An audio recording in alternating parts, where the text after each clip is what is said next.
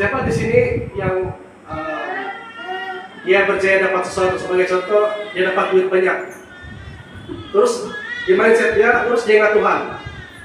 Oh, ini duit ini dari Tuhan. Jadi minggu depan saya bagi persepuluhan terus.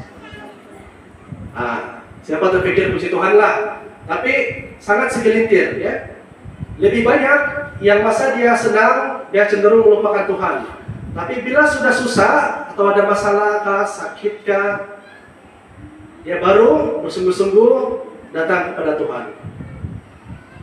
Nah, jadi disinilah mengapa sekali lagi firman Tuhan mengatakan bahwa apabila kita menderita, ianya sebenarnya membawa kita dekat kepada Tuhan. Amin. Nah, poin yang seterusnya, yang keempat adalah jangan fokus pada yang nampak, tetapi pada yang kekal. Jangan fokus pada yang nampak, tetapi pada yang kekal. Dalam Roma pasal 8 ayat 18 ada tertulis bahwa sebab aku yakin bahwa penderitaan zaman sekarang ini tidak dapat dibandingkan dengan kemuliaan yang akan dinyatakan kepada kita. Haleluya. Jadi dunia ini penuh dengan penderitaan. Tapi satu hal yang kita harus tahu bahwa penderitaan itu tidak selamanya. Ianya adalah hanyalah sementara. Sedangkan kemuliaan yang Tuhan sediakan untuk kita semua umat yang percaya kepadanya adalah kekal selama-lamanya. Nah, dalam ayat ini juga menunjukkan bahwa Rasul Paulus sendiri tidak menafikan penderitaan itu wujud. Tapi dia mengajak kita semua, dia mengajak kita semua yang percaya kepada Yesus untuk mengalihkan fokus kita kepada pengharapan kekal, yaitu Yesus Kristus sendiri sebagai sandaran kita.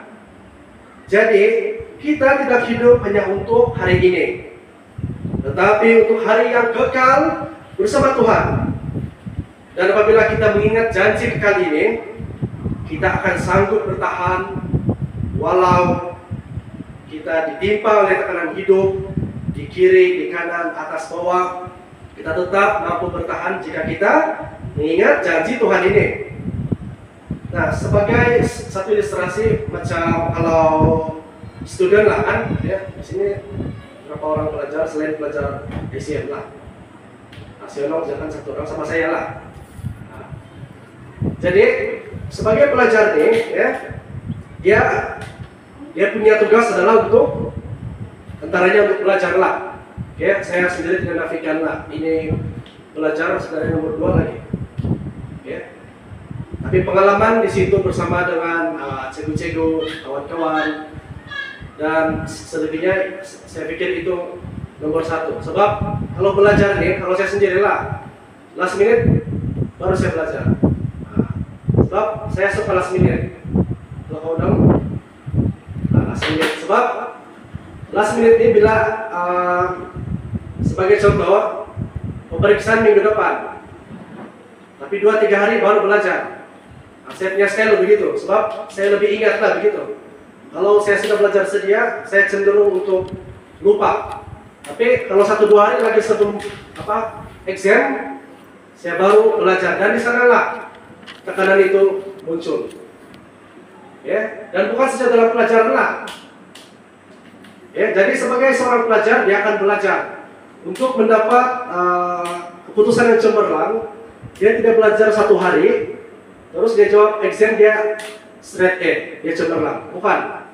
Tapi sebaliknya, dia belajar hari demi hari, siang malam, mengulang kaji pelajaran, dia menderita. Kalau yang pepatah Melayu mengatakan bersusah dahulu, bersenang-senang kemudian. Dan pada akhirnya dia jawab keputusan sehinggalah dia mendapat keputusan yang cemerlang. Nah, jadi begitulah hidup sebagai orang percaya. Kita sabar dalam penderitaan sebab kita tahu kemuliaan yang dijanjikan Tuhan sedang menanti kita. Amin. Amin. Nah, jadi saudara-saudari yang saya kasih dalam nama Yesus Kristus, apa yang dapat disimpulkan dalam perkongsian kebenaran firman Tuhan pada hari ini adalah tekanan hidup ini tidak pernah berhenti selagi kita hidup. Ada sejak stres, ada sejak tekanan, ya, dan tidak akan berhenti selagi kita masih hidup.